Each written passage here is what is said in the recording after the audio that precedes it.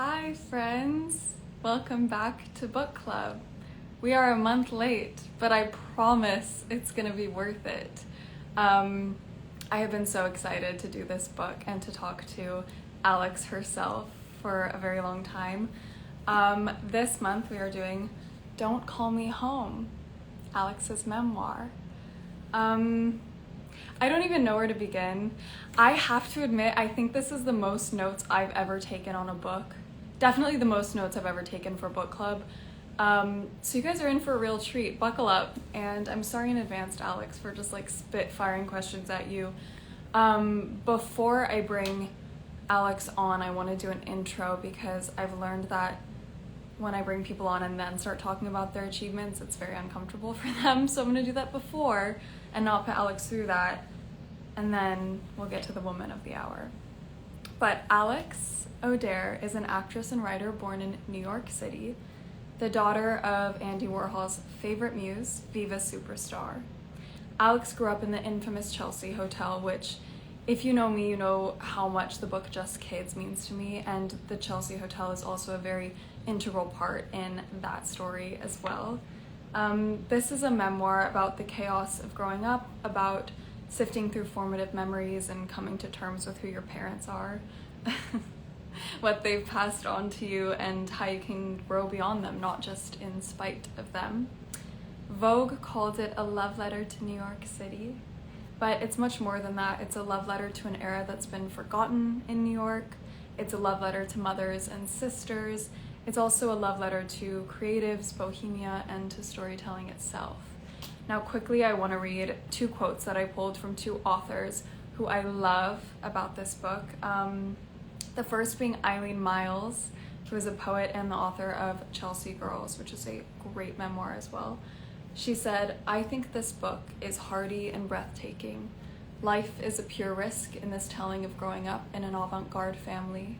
Alex Auder is the most natural, organic page-turner of a writer, because her visual memory feels flawless, and as a kid she was already everywhere, and the opportunities for experience endless and psychedelic, and yet she was completely awake in it and grows up not sad. Kind of thrilled, in fact, and that's the hearty and breathtaking part." And another quote by another great author, Maggie Nelson, author of The Argonauts and On Freedom. "Alexandra Auder's Don't Call Me Home is thrumming with life. In all its absurdity, vividness, and gunk, I literally laughed and cried and cheered hard throughout for our intrepid narrator, who has gifted us an incomparable tale, one notable for its singular portrait of a place, sensibility, and time, and for its unruly contributions to the timeless problem of how we become ourselves, survive, and thrive." Now, without further ado, I'm going to bring Alex on. This is always the exciting part of the live where we'll see if I remember how to use technology.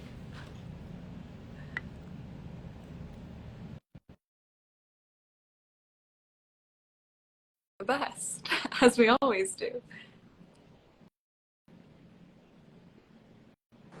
Yay! Welcome! Thank you so much. That was so beautiful. I wish I Oh had my some God. of your words on the Well, back of the book. I've learned not to do that when I bring the person on, because then you sit there defenseless against my compliments. No, it was good. It was like I thought I Yeah, could pick my ear with this bobby pin while exactly. you were reading. I'm so happy that we're finally doing this. I know. I can't believe it worked. I was like, it still makes me nervous to do these technological things. Like all during COVID, I had to teach yoga classes on Zoom. And no matter how many I taught, every time I'd have like a freak out, and be yelling at my husband, and like I was actually pretty Which is relaxed, funny and but I'm still like, ironic because it's yoga, which is super relaxing, but Oh no, I'm always the most stressed ever. it doesn't get easier either. I've done like hundreds of these, and every time it's a panic. But I have truly so many questions for you, and I think the fact that we were supposed to do it a month ago and then we had another month, I've thought of even more, and I've just been like obsessing over this. So get ready. I'm so flattered. Let's jump in. First off, what made you decide to write this book? I I guess I started it in college, which was quite a long time ago, in the 90s. And I I had to do a senior thesis, you know, for Bard College, and I was a writing major. And so I had already been writing some stories from my childhood. There was a lot more stories about the Thousand Islands, which is, you know, where my mother's family goes to gather every summer. And so it was fiction at that time. You know, I made it more novelistic. Um, you know, I had read all of Proust, and I felt I was trying to probably I thought I was trying to emulate in remembrance of things past, you know, or in search of lost time, depending on how you want to translate it. And so I was just compelled to write these stories. I knew that my mother was a very funny character. I obviously knew growing up in the Chelsea was a unique thing. And I loved growing up in the Chelsea Hotel. So there was, I knew that my childhood story stood out in some way from maybe the average person, but I also was interested in that universal aspect of just, living in a small space with a high maintenance person. So you said you had kind of started it in college. Like, what served as your biggest source when taking inventory on your life? Did you have journals and diaries, memories? Mm-hmm. Yeah, I didn't have a lot of journals. I had some, but the amazing thing I had for some part of the book, which I talk about in the beginning of the book, was my father's videos. Because my father, Michel Auder, he's French, is and was a video artist, an early pioneer in that kind of avant-garde genre of art called video art. And he basically was filming everything at all times. So in a weird way, we were sort of early reality, television, but we weren't on television. And so he videotaped my birth. He videotaped just, everyday goings on in our apartment in Chelsea and all of our travels. So I actually transcribed a lot of the videos. There's a conversation with Warhol in the beginning that my mother has while she's nursing me. And that's just direct transcription from Michelle's video. Yeah, and I also had my mother's books, which, she wrote 2 books, auto fiction books. I mean, they don't call them auto fiction back then, but about her life, her burgeoning fame in the Warhol scene, and then also about having me, called The Baby. So I had this weird, I would pull things from there sometimes. And then the other stuff, because I was so young, I mean, I was practically your age when I wrote the first draft. I was much closer. You probably remember conversations from your teenage years right now, right? So if you were to write your birth to now, it'd be pretty there in your mind. So then when I went back to the nonfiction draft, I had that first draft almost just as you say, like a diary, like a really detailed diary. And do you think if you were to have published this memoir 2 decades ago when you wrote it, how would your perspective look different than it does now? I mean, I'd like to think that it's much better now, and I don't know. I think it was very different then, but yeah, I think this perspective that I wrote it as I approached 50. I was in my late 40s. Now I'm 52. I mean, wrote this draft. I think then it was probably a little more romantic, and I probably made the mother character. It's hard to say, but maybe this one is a little bit more intense, this version of Viva, because I had 20 years, to experience Viva, and also 20 years to differentiate more, So I think I was more enmeshed, as we say back then. I pulled up a Joan Didion quote, which usually happens once a book club, but from...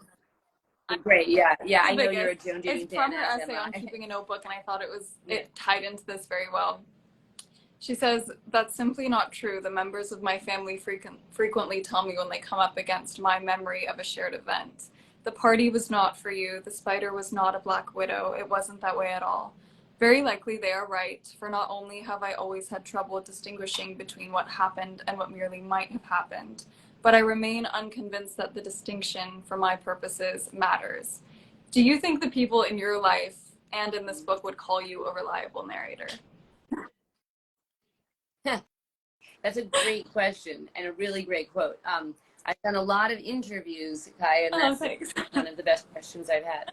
Um, um, my mother would say that it's a novel. I think, as you and I already joked about via text.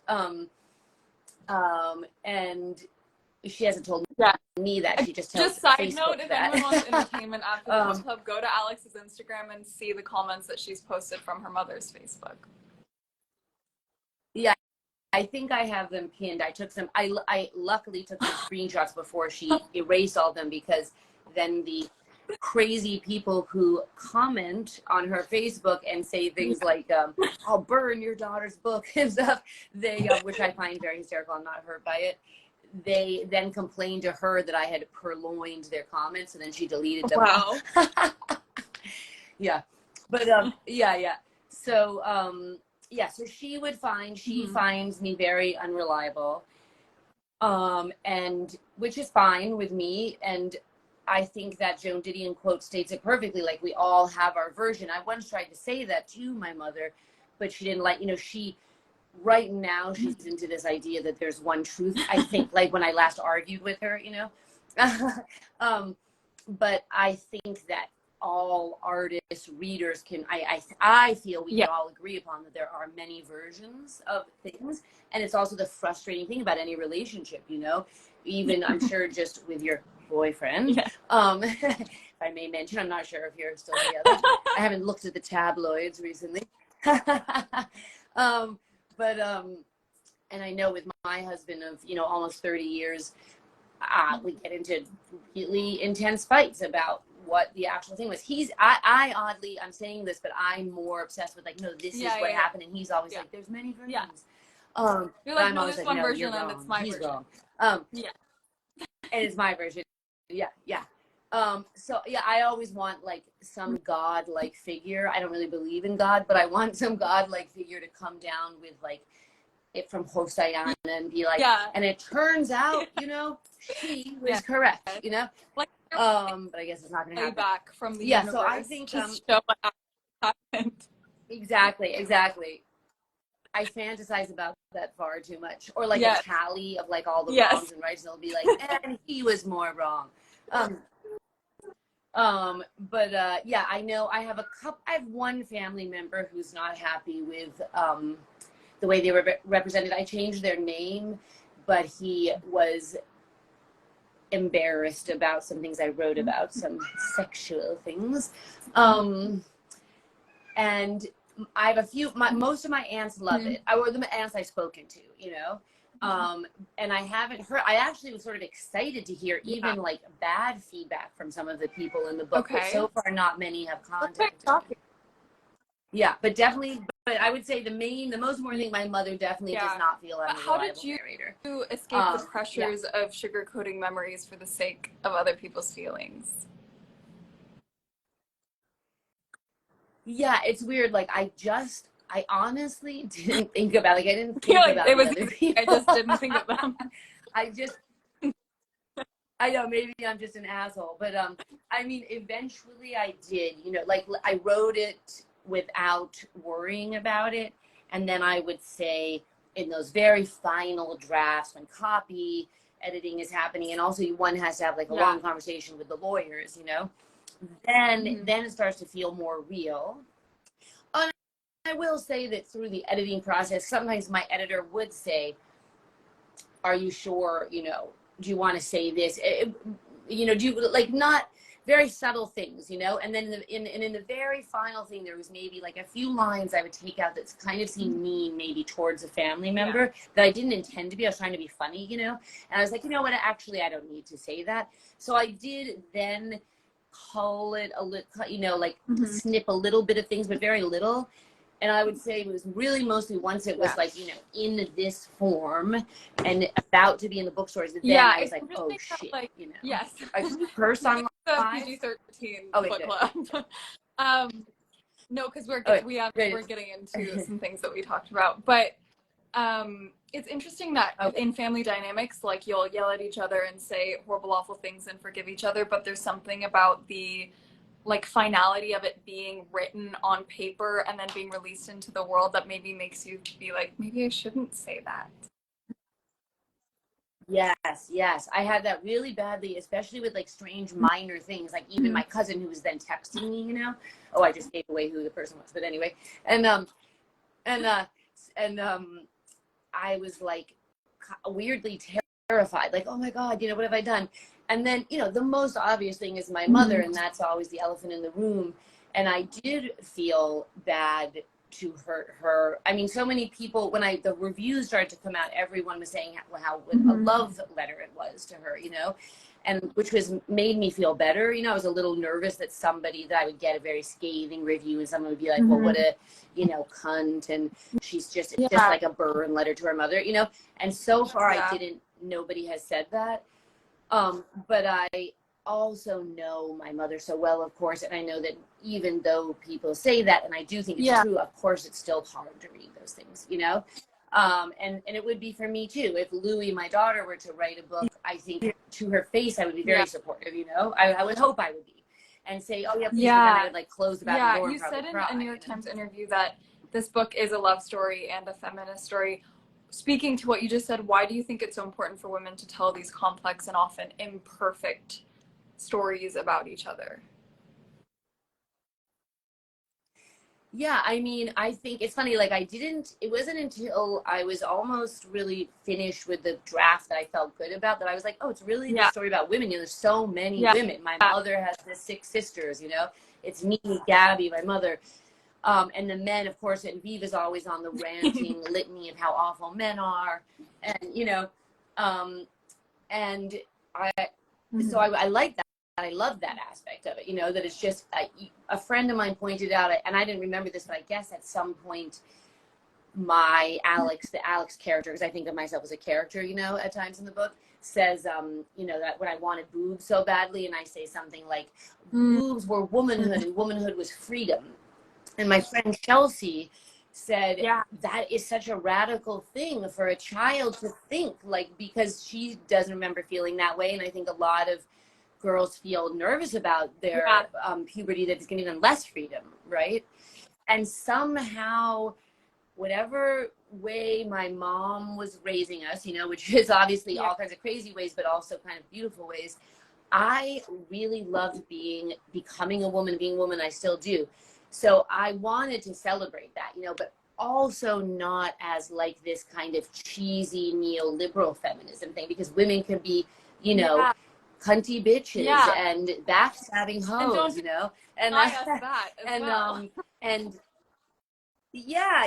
and just as, you know, just as, you know, wicked as men at times, but obviously men have more power, so they get away with more, you know, but yeah, so I wanted to kind of show that full-bodied, visceral aspect of like women in love, women fighting, women living together, the smells, the intensity, you know. Can you talk about your experience of being raised by a woman trying to make art and be a mother at the same time?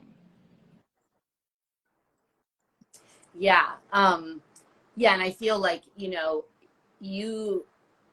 I feel like that's something I know you really can relate to and did relate to in the book, because whether your parents are like technically an artist, you know, your mom was such a hard worker, you know, and creating so many things while you're growing up. And so and probably one of the big differences is money, you know, so like you know, your mother was able to make a living from her, I'm going to call it art, you know, from her work. And I think that era that my mother was in and what she was choosing to do, because really she was a writer for most of my childhood, you know, she wasn't a Warhol actress anymore. She really didn't make any money. And obviously your mom is way more high functioning. That's nice. I'll tell her you said that. But yeah, you can say that. Yeah, I'm sure. I'm sure you would beg to differ at times. I'm only saying because we all think of our moms. You know, you think of your own mom in a different way. But to the outer world, she's extremely high functioning.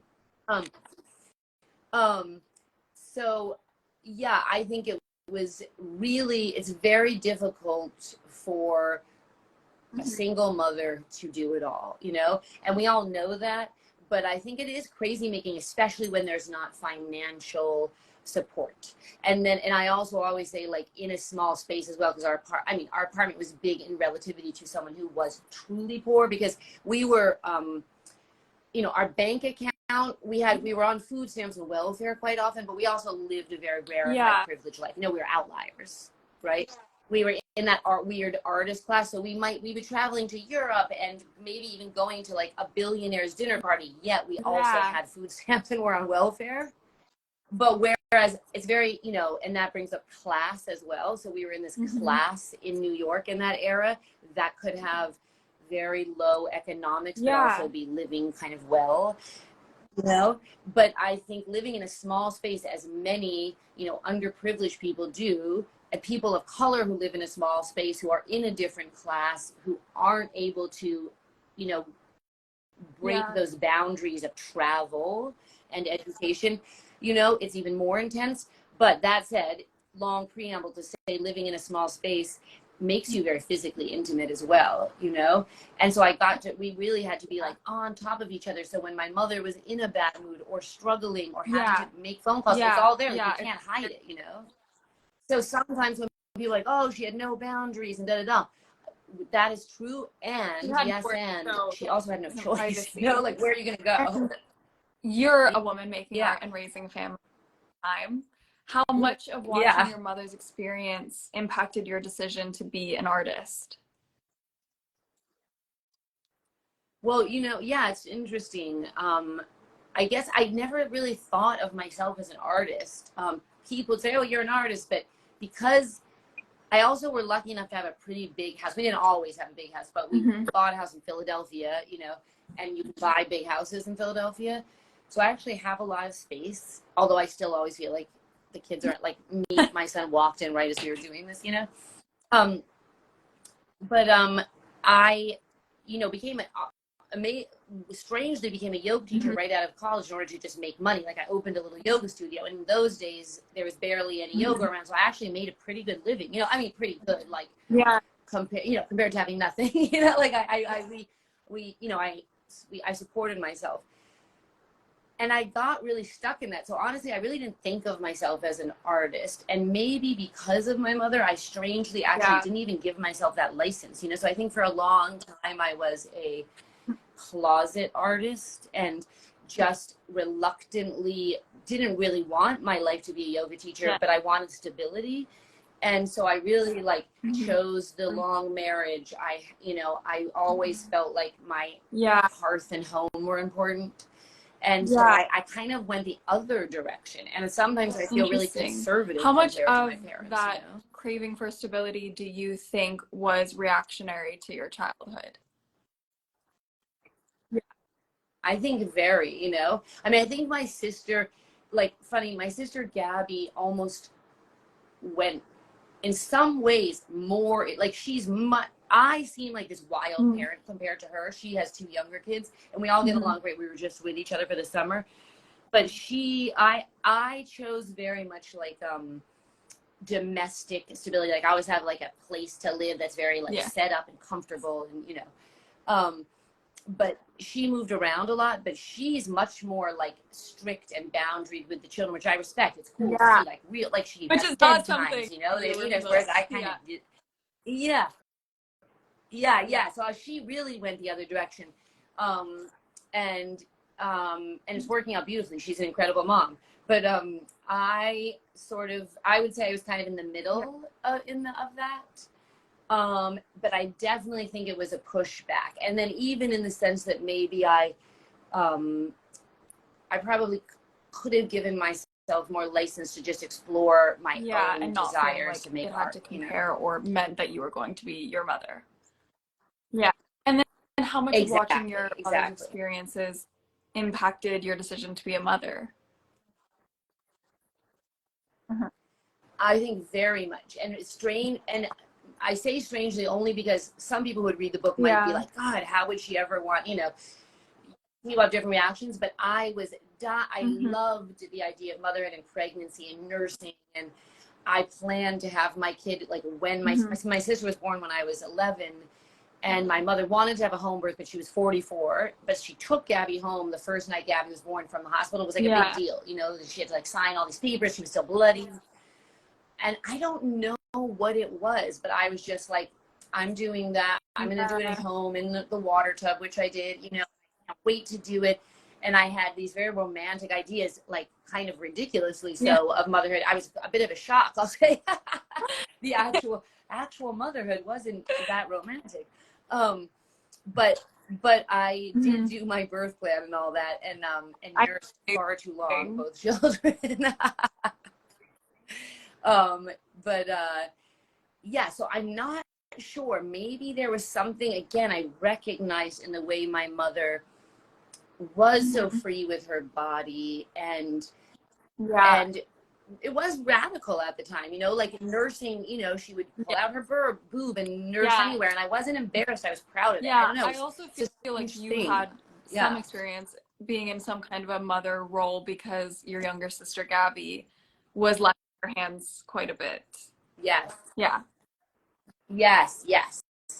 Yeah, and I was like co-raising her. I mean, that's probably another thing I've always imagined my mother being like now, you know, when she's getting annoyed about the book, being like, she didn't, you know, Yeah. she didn't raise the Gabby, you know. And of course, Yes. my mother was the primary parent, Yeah. but I did have quite a bit of Yeah. responsibility. I wanted it, but you know, someone might say, well, how does an 11-year-old or a Yeah. 12-year-old know what they want? But I felt I wanted the responsibility.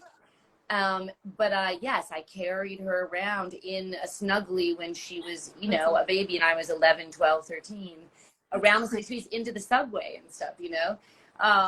And so I and stayed up at night, you know, jogging up and down the Chelsea stairs to like get her Yeah. to go back to sleep so my mom could get a little extra sleep. And so I do feel like I did have that experience, and but you would think that it would Yeah. make me not want to But have kids, but yet I now still having did. children of your own and you think about the sort of the freedom that you had as a child, does it terrify you like imagining letting your kids have that much freedom? Yeah, I mean, yes and no, you know, Kaya, because I don't know, like, I think we might have spoken this when we spoke once before about this. Yeah. I remember you saying, if you don't mind me Sure. saying this publicly, now you can't stop me now, that Yeah. you know, felt very sheltered in the area you grew up in, you know, in Malibu. And my kids were more sheltered because we live in, it's not the suburbs. In the press they say Alex lives in the suburbs of Yeah. Philadelphia, but it's really not. It's mountain area. It's very different. It's part of the city of Philadelphia, yet New York. compared to where I grew up in Manhattan, it feels suburban. Mm-hmm. But I don't want to misrepresent Mount Airy. um but so I actually do lament sometimes that freedom of my childhood of New York in the 70s and the 80s, because I do find that we're a bit sheltered. The children of my generation of Gen Mm-hmm. Xers, that's what we are, right? Yeah, Gen Xers, who had children with, there's a lot of, you know, helicopter Yeah. parenting and fear, maybe because of the freedom we had, but I actually want more of that. Like, I want my kid to go out on the street alone, and they get kind of scared about it. I'm whispering.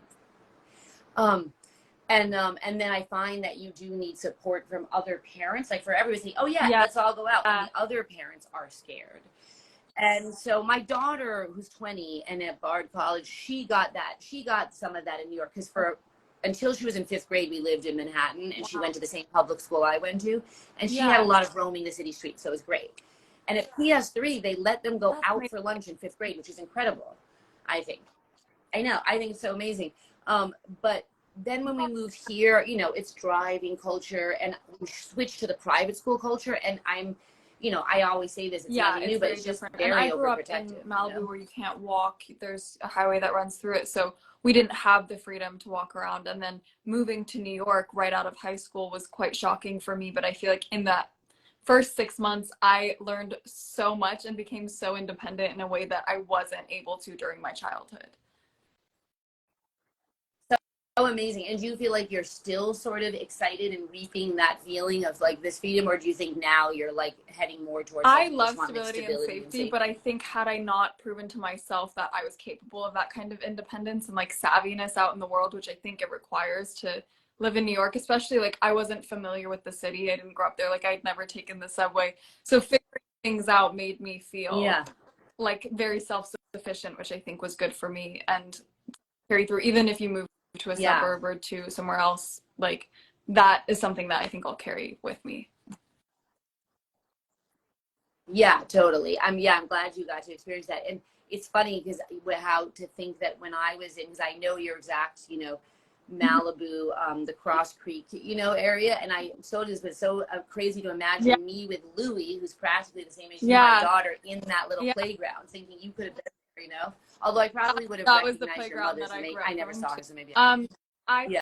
pulled one of my favorite Yeah. Viva quotes, which is, if you ever have a daughter, Okay. keep trying to have a son. The girls will end up hating you. Did Jesus Christ ask to be crucified? That is my favorite Viva quote, I think. That's good. That's a really good one to pick. She Yeah, does. and she So, repeats that a lot. now that you have children of your own, how has that impacted your relationship with Viva? Yeah, I mean, when I was pregnant, a lot of people would say, "Oh, you're gonna You're like, understand your mother so much my more mom. now," and Yeah. I was like, I kind of think the opposite happened. But yet, I will say at this stage of the 20-year-old, 19-year-old, we spend a lot of time together as a family over the summer, and we travel with my daughter and her boyfriend, and they're amazing, and my son. And I will see these kind of, it's almost like this porous meshing of time where you're like, oh, I'm feeling a little like my mom, and Louie is reminding me a little of like maybe something I would have done at that age. And it's like you're not sure. It's very discombobulating. You're like, ooh, how should I? I'm feeling this response, and this is me identifying with my mom, which is making me feel weird. But but in their early years, I think it was hard sometimes because at one, she's wonderful. With little kids, she can be amazing. We would have her babysit Louie, and she kind of gets onto the level of the child. It can be really fun. But then sometimes, let's say I would go out to a movie with my husband, and we'd come back at 1 a.m. She'd be like walking the streets with Louie in the little pulley. She's like, she wanted to smell, look at the flowers, so I brought her out. Like she's like 5 years old, and you're like, okay. It's not her choice. Okay, do you remember feeling the gravity of your unique childhood while it was happening, or was that a realization that came later in life? I think it was later. I think that I realized like the coolness of the Chelsea Hotel. That was like a unique and very cool place to live. Okay.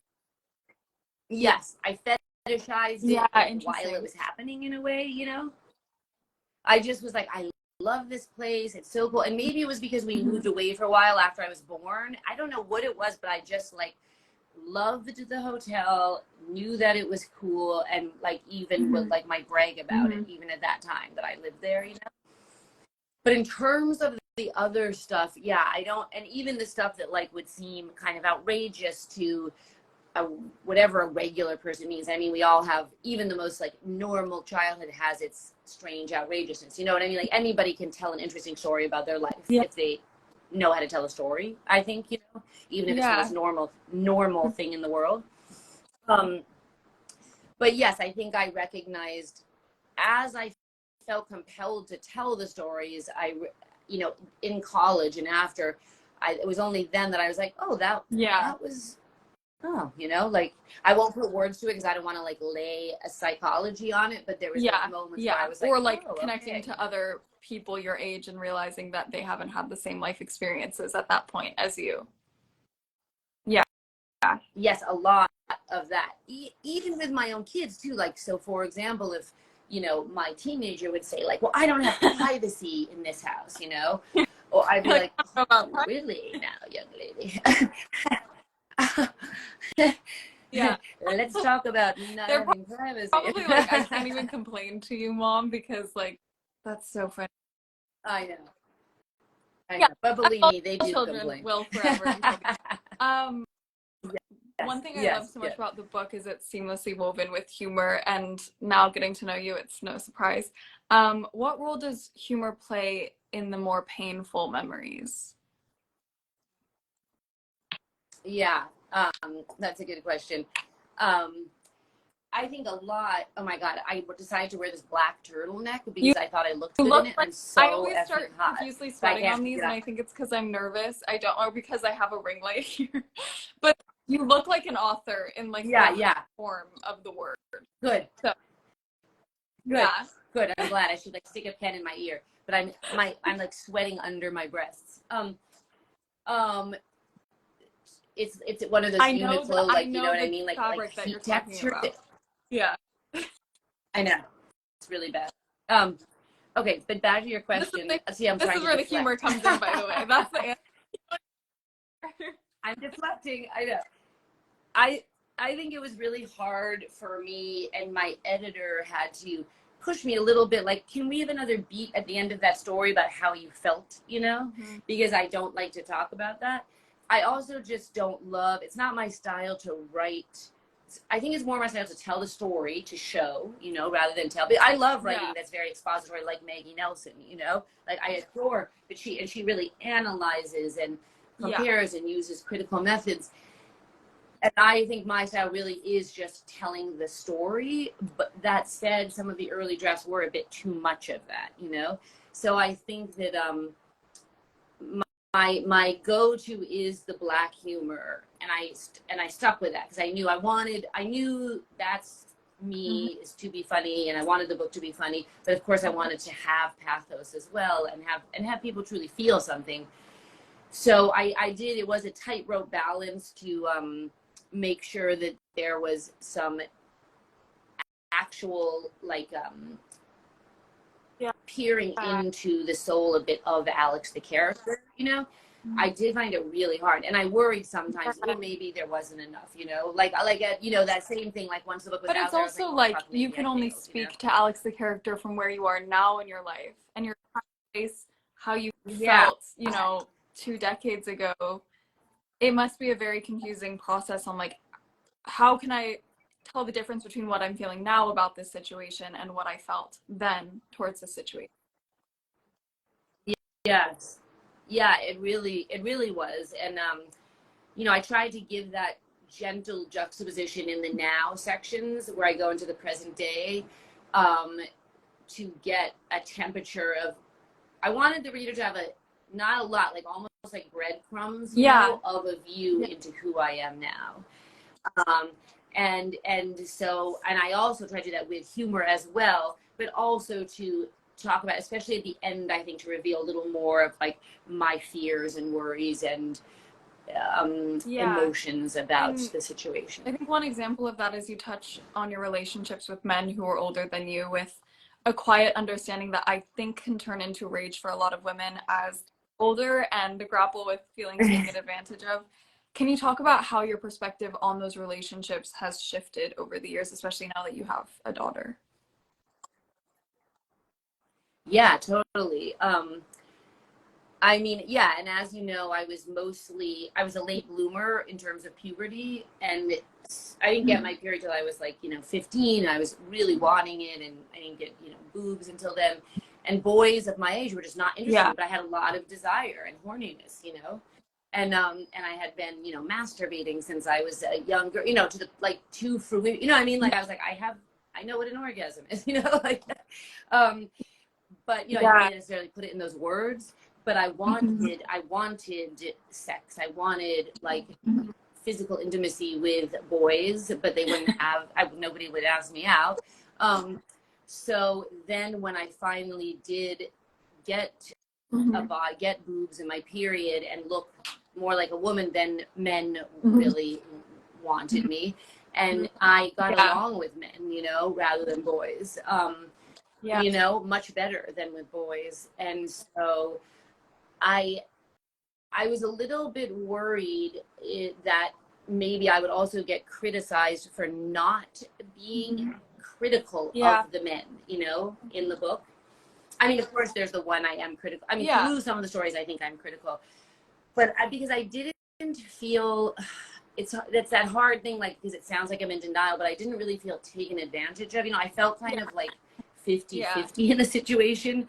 Um, that said, I did recognize in retrospect, oh, it's not. I mean, of course, a 40-year-old guy has more knowledge of the world but and it's life than a interesting 16-year-old. because I don't think that it's talked about very often that in those moments it can feel very empowering. Like your sexuality, I think, as a young woman can feel empowering and like one of your superpowers. And you do feel in control. Yes. And then I think with perspective, you start to be like, oh, but maybe because they were older than me and they had more knowledge, it wasn't really my decision, even though in the moment it might have felt like one driving the ship. Yes. Yes.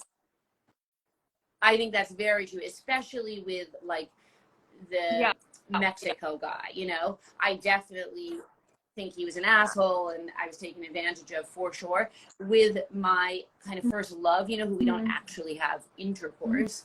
When I was 16, he was in his 30s. I actually still think we had a real love to this day. I've chatted with him over the years now and then, and he's funny, and you know, we are friendly.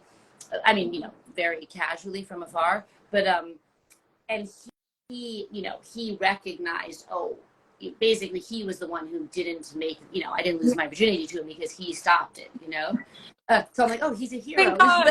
And he recognized, oh, this is weird. Yeah, the outer world would think he was weird. Yet we would always still say we did have a real connection, you know? And so sometimes when parents, like I always thought about that. My daughter is not ever interested in older men, or at least that I know of. And she's always, and she was much different than me. She had her period earlier. She was, had boyfriends all, you know, since a young age. She was so different than I was.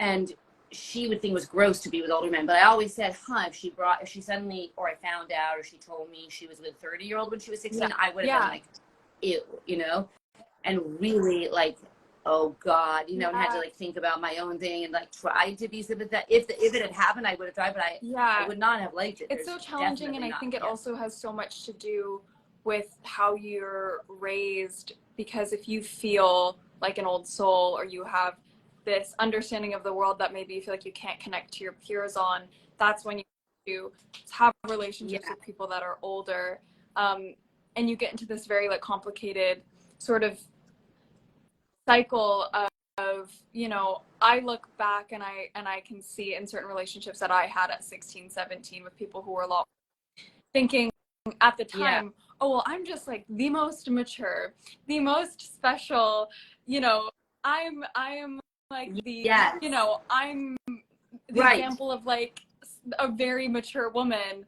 And I'm like, but I was still 16. Yes, that's interesting. You had the same thing. And and sorry, I'm going to ask you an intimate question, which you can pass on if you don't want to.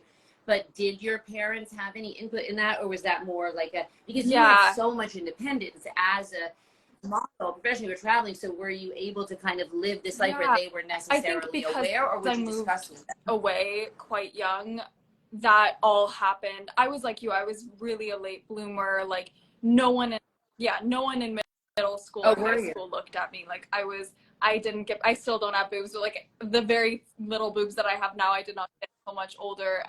And I just didn't, like, even though I felt like a woman because I had these life experiences, I didn't resemble a woman until sort of I moved to New York and lived on my own. And then I ended up in these relationships with people a lot older than me. But because I hadn't had these experiences, these like formative experiences in middle school and high school, I was going into it in some ways very emotionally mature and in some ways very immature. And I think that can cause for, you know, that I think ultimately what I've realized is the kind of specifically men who gravitate towards young women, especially underage women, they just are incapable of seeing, even if you are special and smart and super intelligent, they're incapable of recognizing that.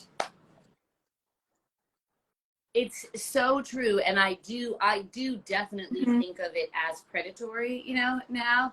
And I get that it's an and an end. Like a young 17-year-old could be in love with, let's say, a 35-year-old, and they could actually be in love. But I also see the dude just needs to walk on by, you know, like dude, wait, you know, grow up. Have you read by any chance Monsters by Claire Dederer?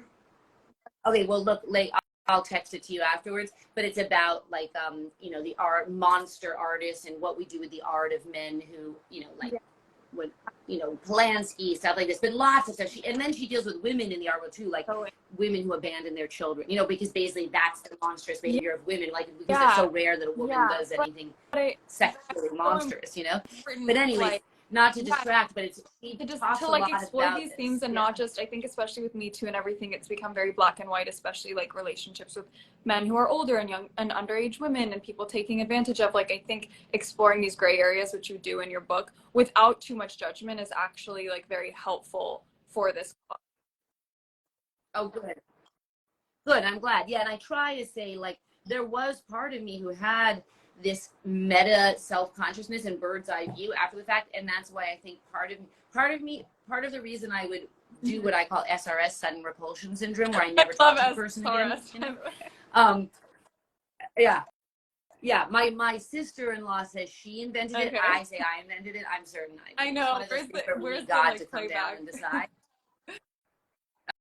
I know, but I feel like that was partially like an intimacy issue, where once the chase and the seduction was over, I had no interest. You know, like I was like, ooh, too close. Ooh, I don't want it. You know, um, but I also think I would recognize, oh, that guy's a fucking dick. You know, like the Mexican guy, like, ew, gross. What? Like, even though I was asking for and wanted, then when they would do it, I'd be like, fuck you, like, gross. You know? I didn't mean actually do it.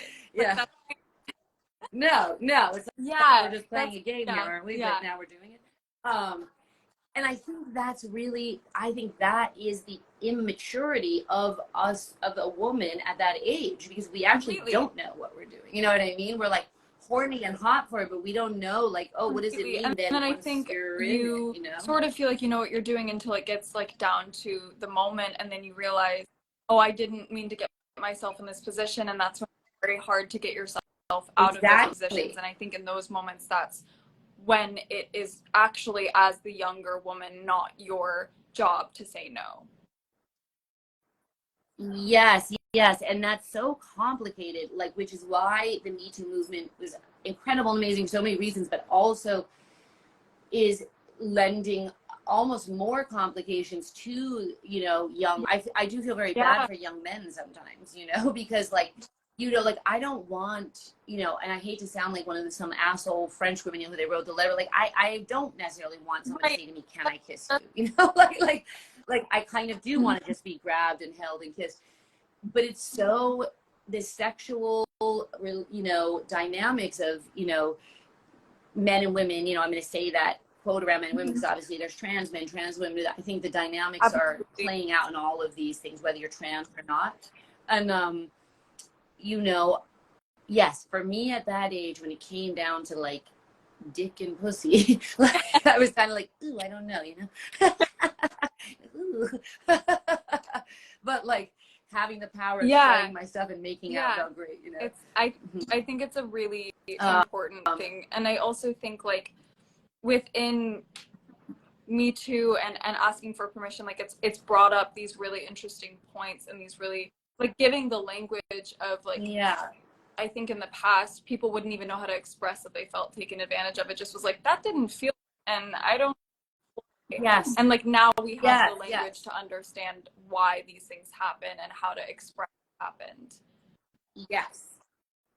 Yes, and I think it's so important that we have it, and so amazing that so many people were called out who were due up to be called out. And then that said, there's always an underhanded thing under that, right? So then when we've gone too far in the direction, I do think, I mean, I even have known, you know, whatever, young men that have been called out for stuff that's just like fumbling life between two. You know what I mean? Have you read the Bell Hooks book, you The know? Will to Change?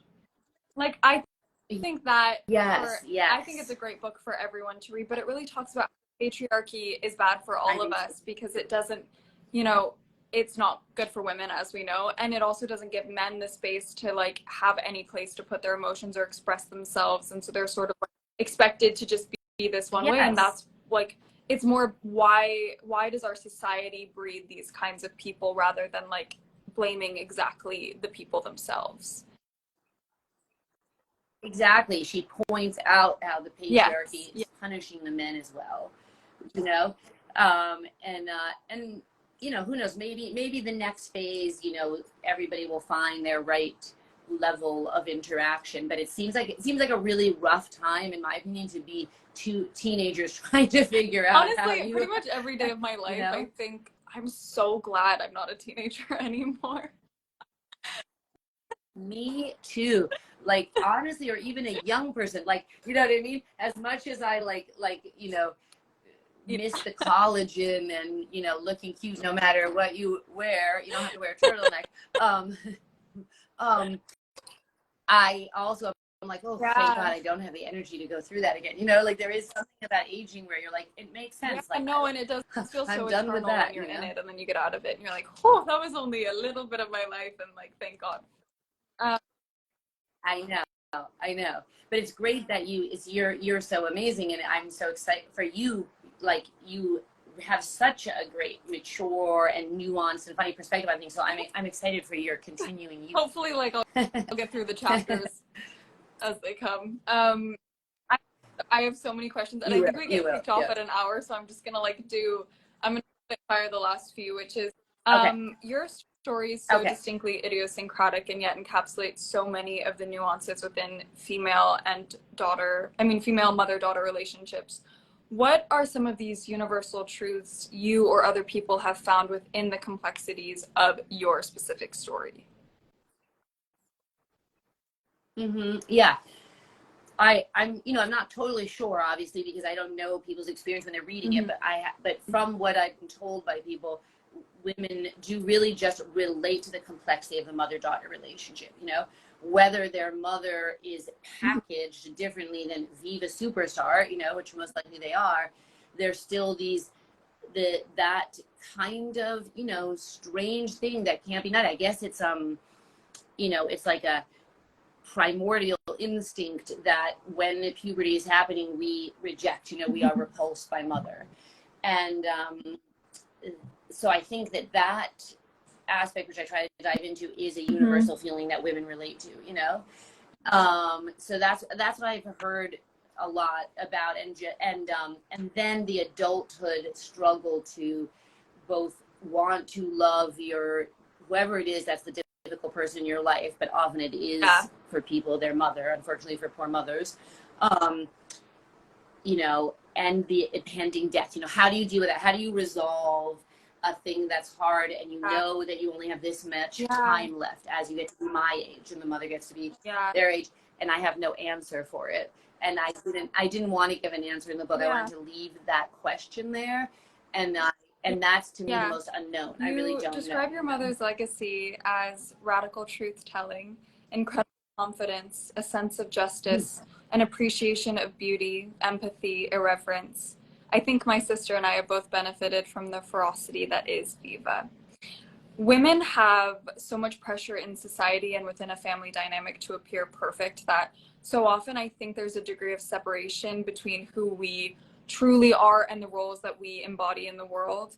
How did having your mother, who comes across as a truly embodied and, you know, at times imperfect example of what a woman should be, affect the way that you saw women and the expectations that you put on yourself? Mhm. Oh yeah, that's interesting. Wow.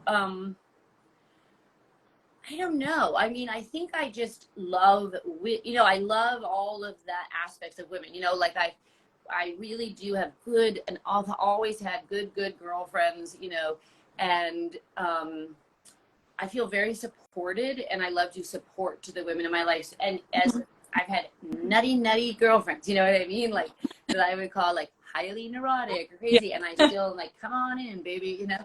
Um, and so yeah, I think maybe just I think I have a Mm-hmm. lot of tolerance, or so I've been told.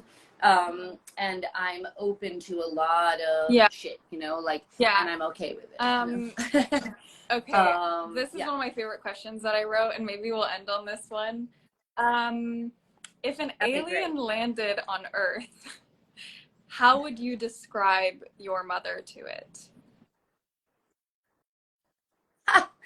That's really fucking hard and funny. Aliens recently been in the news, which I don't even know why. I was like I away and funny, suddenly like people I check on don't aliens. usually I have have no Instagram idea on my why. phone, and then I realized it's my only source of news. So like when people bring things up, like what about Me too. aliens? Yeah, Me too. I'm like, what's this trend? What's happening here? What's this mean? You know, it's like weird. It's creepy that that's I how know. we get our news. Like, we need to fix that, Kaya. I would tell the alien, have fun, but watch your back.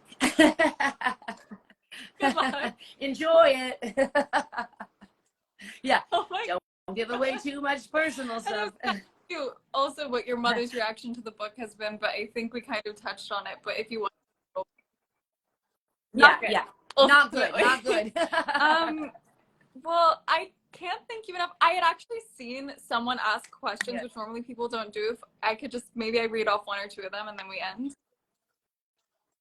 Sure, that'd be fun. That'd be fun. It was funny because we went from like when we Yeah. first clicked on, you could see there was like 6,000 people. They're And like they're like, oh no, a book inappropriate thing, you know, but it's cute. relationships with older men. Ew, no. I'm out of here.